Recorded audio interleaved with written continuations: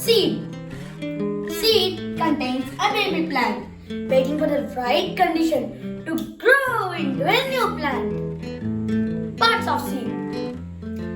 The outer layer of the seed is seed coat. It protects the seed. The seed contains a baby plant which grows into new plant. After that, there are some cotyledons or seed leaves. They provide food for the growing baby plant. There are two types of seeds.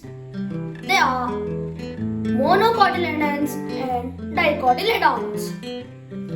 Dicotyledons means the seeds which can be divided into two halves. Monocotyledons means the seeds which cannot be divided into two parts. Today I am going to do the model of seed with clay. Let's start it.